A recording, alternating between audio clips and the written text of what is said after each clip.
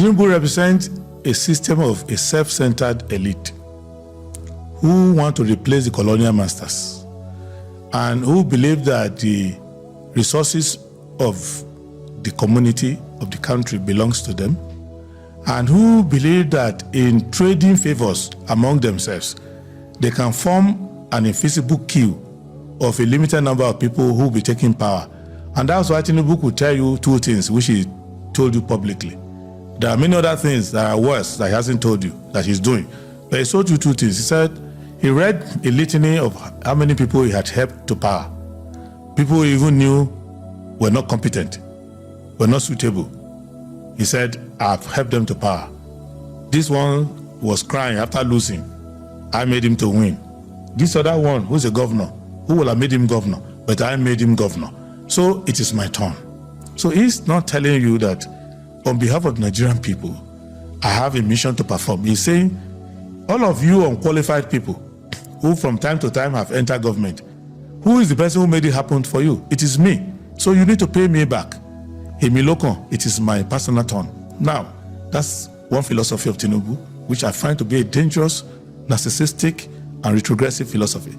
Then he went further to say, don't waste your time debating anybody, going anywhere to talk and convince anybody. I don't have time for all this balabulu and bolaba. Power is not served a la carte. You don't ask for it.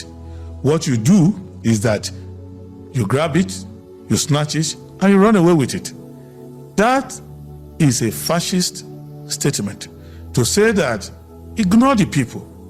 They don't matter. Once you form enough power base, you grab the power, and from there, and if you see how he's running the government, he's quite a lawless person, and a president that is lawless like that frightens me, and it should frighten you, because how can you take control of the economy of Nigeria like a bandit, have 3 appropriation acts simultaneously running, and you are not obeying any of them, and you go further to take loans as you want and whimsically spend the money as if it belonged to you? You don't obey the Appropriation Act. And you have in contradiction between you and your minister, between you and the National Assembly, between you and all your ministers, because your ministers are coming out to say, not even 1% of my capital vote has been given to me, and nobody's accounting for the money. And you now make yourself a fiscal hangman that wants to hang every hardworking Nigeria under a draconian and complicated self-interested taxation regime, where now people are being taxed for no representation, no performance, no government. So there are many people who were fumbling and bumbling in government in the past. I was very critical of President Goodluck Jonathan. I respect him. He's been very kind to me. But someone like Jonathan should not have been president. He wasn't qualified. He wasn't ready to do the work. So it's not Tinubu that's the only one. You've had Buhari. Buhari was not even present on this planet. He was living in another cuckoo land throughout the time he was there. He wouldn't know what Nigeria looked like if he saw it on the map. But he was there for 8 years. So now, Tinubu is an organized and scientific destroyer of the system. So he has competencies, but he's using the competencies negatively because he has seen a lot of gap. He knows 3 things. The Nigerian elite are feckless and they're about themselves, because he's been financing them for some time. He's been seeing them. He knows that these people don't mean anything.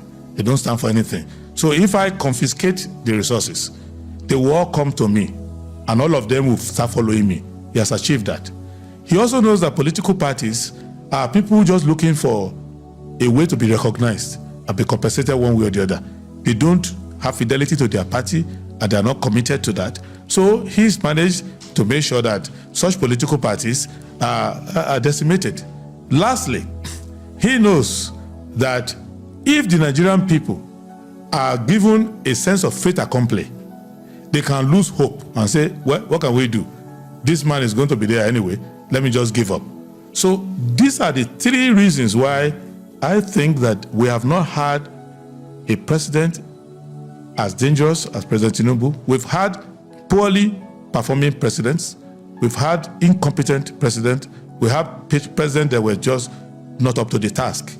But we've not had one that is what the Italian will call capo di tutti, the captain of them all, who is now coming to say, I will carry the entire government into a singularity. I will now make it about myself. And the government will be appropriating my own personal empire. Is that how you see the Tinubu government? That is how they are working.